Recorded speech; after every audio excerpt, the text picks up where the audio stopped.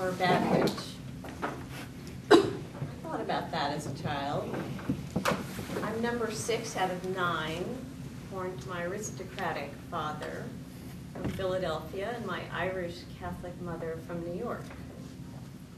I was a tomboy. I liked to play outside in the woods, climb trees, jump off rocks, run through the woods, quiet like an Indian, undetected, faster than anyone.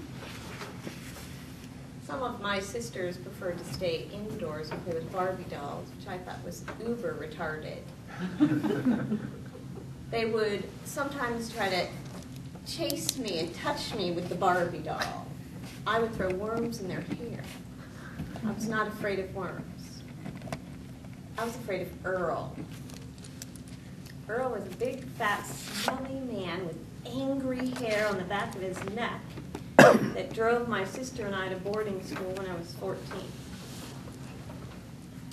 I went to the Convent of the Sacred Heart, a medieval school on a spit of land with old stone buildings and a chapel and a bell tower and a large stone courtyard where the nuns said their prayers every morning, rain or shine.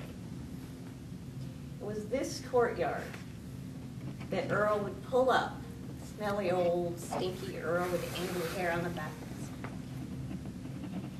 his in his old dingy, smelly, did I mention he smelled? Had once been a taxi yellow car. It was awful. Once a girl said, "Is that your dad?" I'm not kidding. "No, that's Earl." Halfway through the school year, my sister decides she's going to stay at boarding school, and I'm left to travel alone with Earl.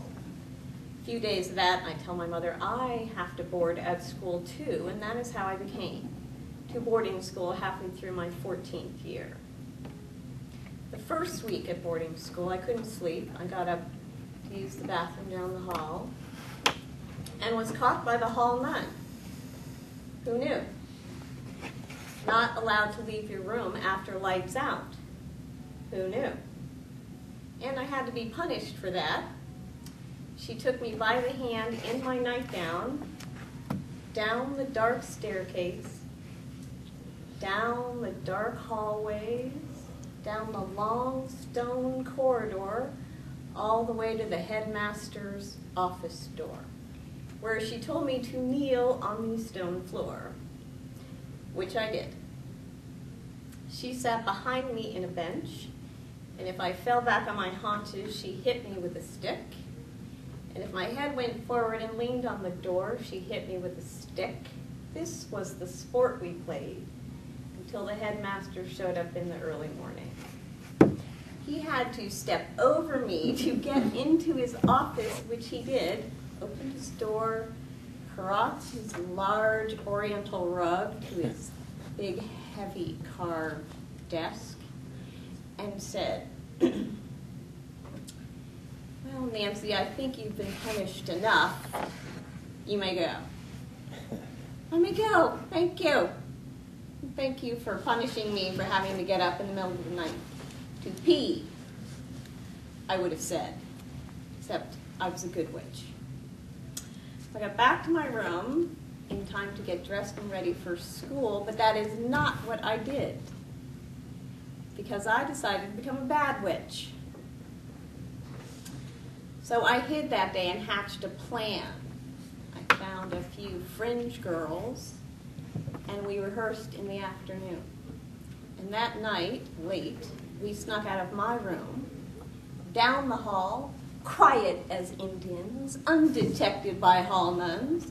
We went down the staircase, down the dark hallways, down the long stone corridor, all the way to the very forbidden old building where students were never allowed to go under any circumstance, because that's where the nuns lived. But into the old building we go, and into the chapel we go, and into the bell tower we go, and up the bell tower we go, and we find the rope in the dark with our hands, and we pull once, gong, twice, gong, 3 times, gong, because we've been told that 3 bells means a nun had died. And we scampered down, running as fast as we could, quiet as Indians, undetected by anybody. Back to my room, time to look out the window into the courtyard and see this magnificent gathering of black-wrapped nuns in the dark and cold.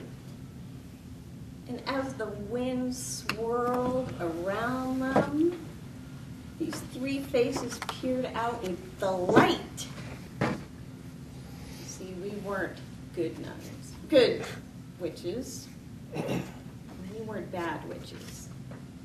We were righteous, clever